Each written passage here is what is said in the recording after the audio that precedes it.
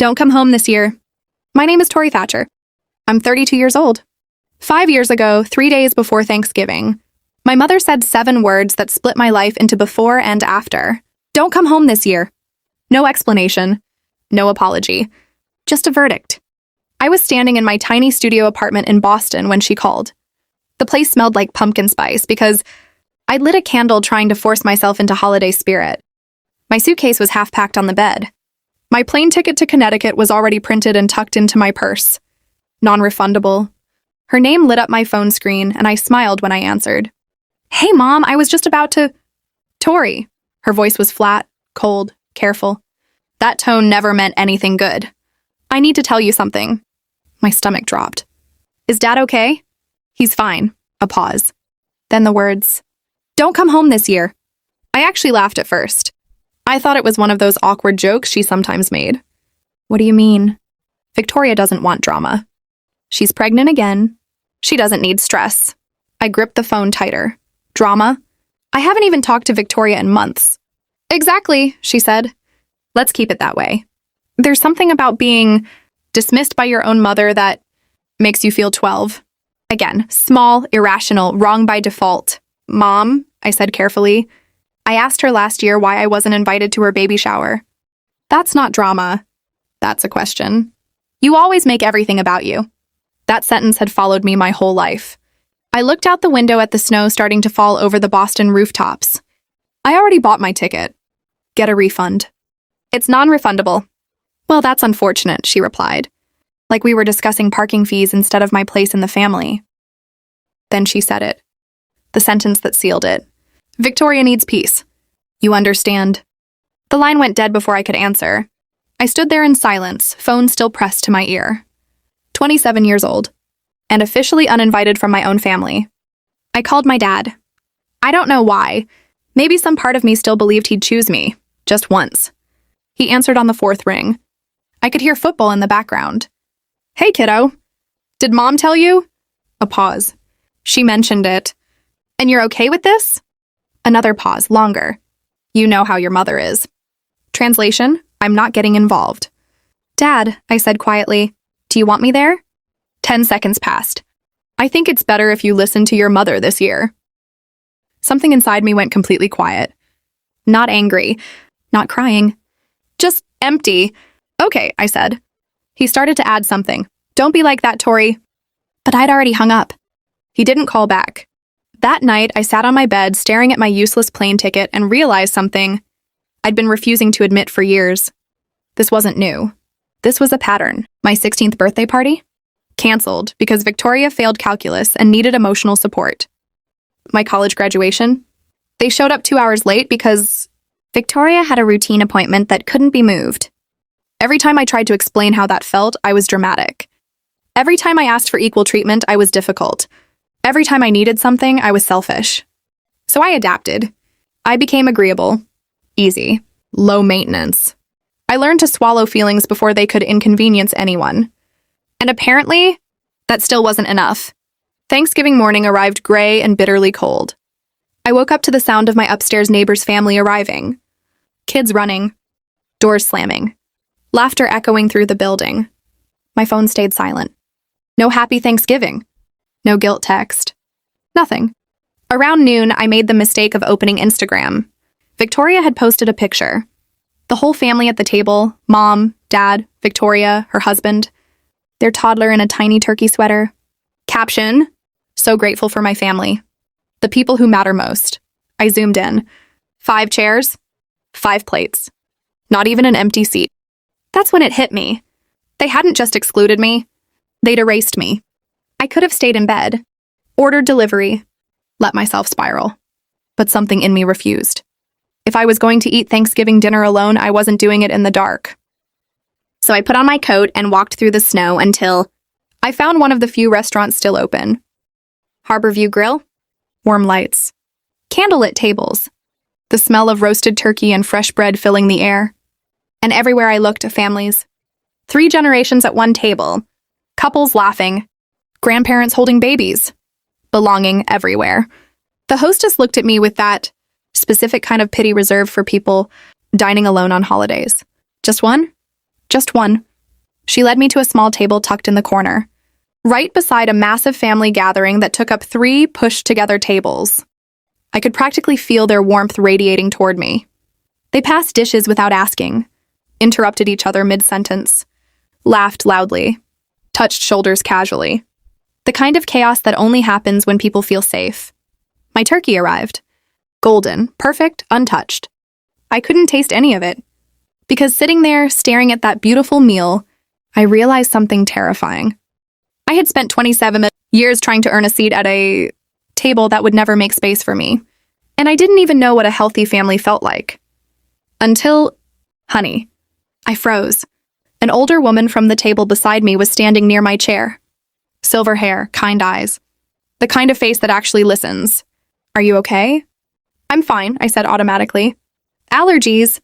She raised one eyebrow gently. Allergies don't usually make people cry into their napkin on Thanksgiving.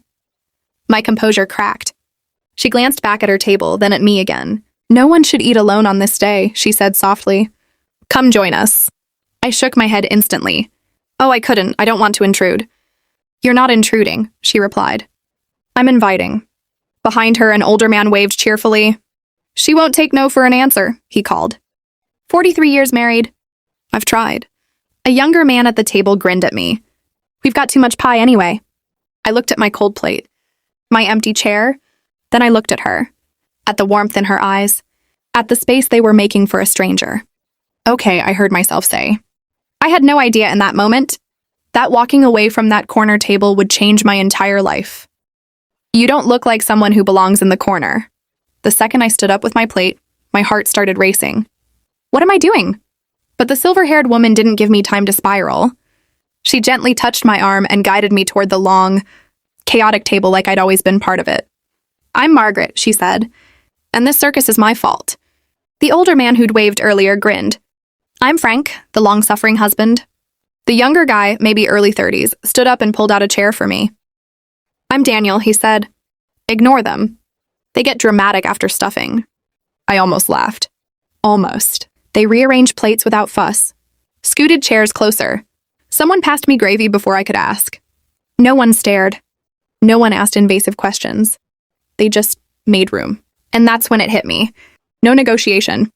No conditions. No if you behave. Just space. For the first 10 minutes, I barely spoke.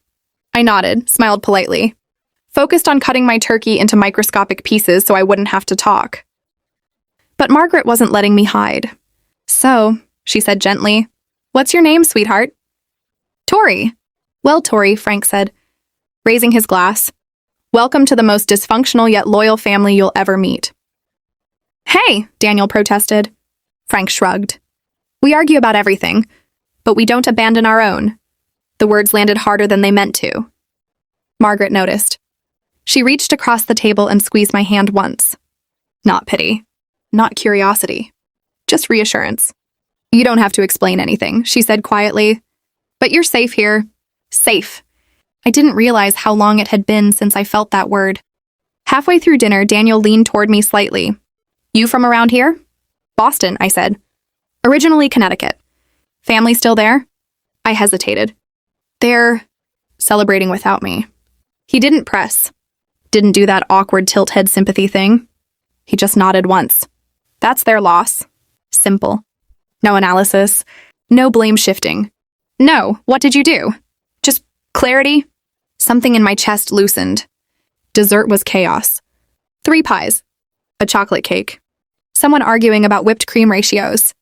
Margaret loudly accusing Frank of cutting uneven slices since 1989. I found myself laughing. Actually laughing. At one point, Daniel slid a plate of apple pie toward me. Emergency happiness, he said. Scientifically proven. You a scientist? I teased. Architect. But same energy. I rolled my eyes. And for the first time that day, I forgot to feel unwanted. After dessert, people started gathering coats. Hugs were exchanged like currency. Margaret hugged me last. And I swear to you, it wasn't a polite hug. It was firm, steady, intentional. You ever find yourself alone again? She murmured. You come here. Same time next year. You hear me? I swallowed hard. You don't even know me. She leaned back and studied my face. I know enough. Frank clapped Daniel on the shoulder. Walk her out. Make sure she doesn't slip. Daniel grabbed his coat. Outside, snow was falling heavier now, streetlights glowing through it like something out of a movie. We stood there awkwardly for a second. Thanks, I said. For kidnapping you into Thanksgiving? He smiled. For not asking what's wrong with me. His expression shifted slightly. Tori, he said carefully, healthy people don't assume something's wrong with someone just because they're excluded. That sentence stopped me cold, because I had spent years believing exclusion meant defect. But families don't just, I started. Sometimes they do, he said gently. Sometimes it's easier to push out the one who questions things. My throat tightened. How do you know that? He shrugged. My sister hasn't spoken to our dad in 6 years. Oh, she's happier now, he added. Turns out peace isn't disloyal. Peace isn't disloyal. I repeated it silently like it was something fragile. We reached my car. He hesitated. Listen, he said, pulling something from his coat pocket. This might be weird, but my mom meant what she said. He handed me a small card. Harborview Grill. Reservation, Thatcher party, 12 p.m., next Thanksgiving. She books it a year in advance, he said. She likes tradition. My heart stuttered. You don't even know if I'll be around? He finished. Want to come? I corrected softly. He studied me for a second like he saw more than I was saying. Doors open, he said simply. Snow gathered in his hair. I noticed that and immediately looked away like it mattered too much. Drive safe, Tori. You too. I got into my car, and for the first time all day, I didn't feel erased. When I got home, my phone had 3 notifications. 2 spam emails. And 1 text from my mother. I opened it. Mom, hope you understand today was for the best. That was it. No happy Thanksgiving. No we miss you. No photo. Just justification. I stared at the message. And instead of typing a long explanation like I usually would, instead of defending myself, instead of shrinking, I did something I had never done before. I didn't reply. I set my phone down, walked to my kitchen, and threw my unused plane ticket in the trash. But what I didn't know yet was that Thanksgiving was only the beginning, because 2 weeks later, my sister would call me, crying, and everything I thought I understood about my family would explode. We didn't steal your daughter. You gave her away. 2 weeks later, my phone rang at 1:17 a.m. It was my sister. She never called that late. I answered on the second ring. She was crying so hard she could barely breathe. Tori, I messed up. My stomach dropped. What happened? There was shuffling on the other end, a door closing, like she didn't want anyone to hear. Dad's been telling everyone you abandoned us. I went quiet. What? He told the aunts you refused to come home. That you said you were too good for the family? Mom didn't correct him. Of course she didn't.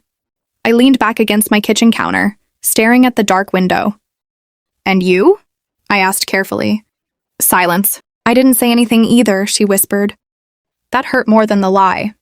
But tonight, her voice cracked. He started in on you again.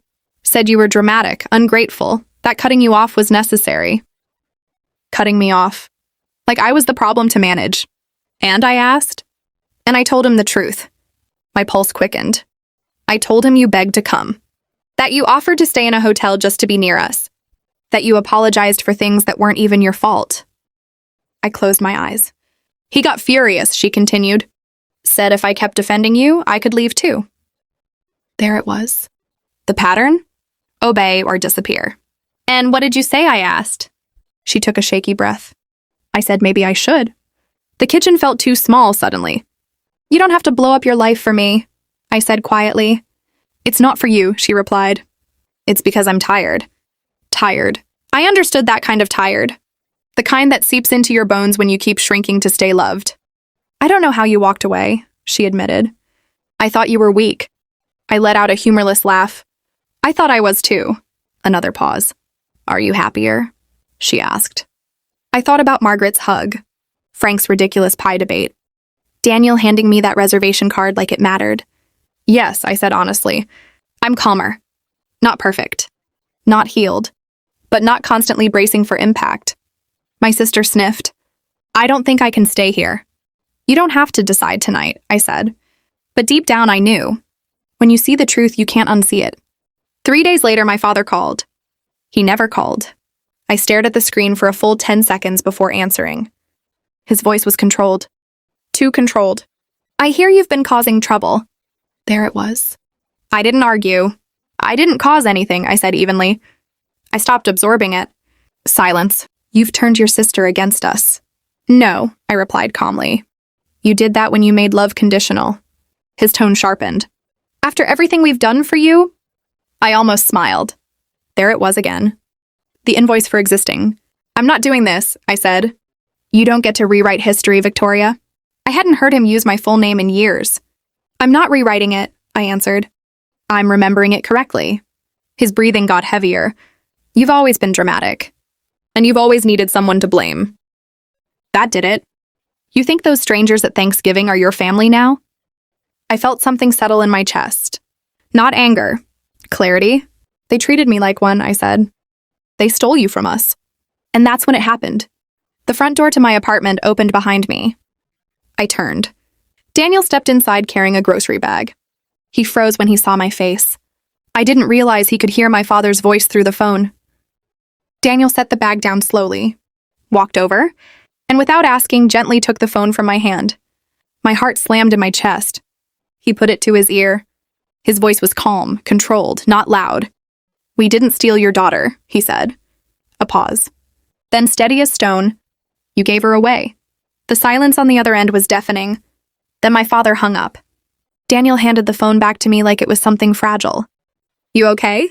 He asked softly. I stared at him.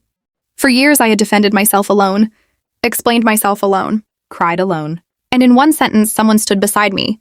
Not in front, not to control. Beside. I didn't ask you to do that, I whispered. I know, he said. That's why it mattered. Something inside me broke open, not in pain, in relief. 6 months later, my sister moved into her own apartment.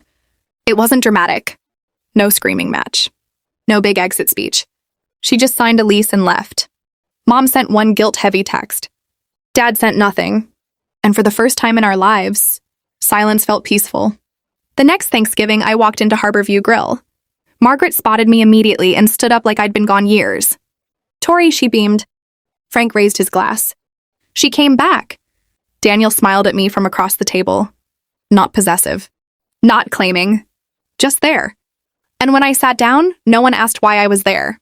Because I belonged. Not because I shared DNA, but because I showed up and they made space. Family isn't who keeps you by obligation. It's who keeps the door open without conditions.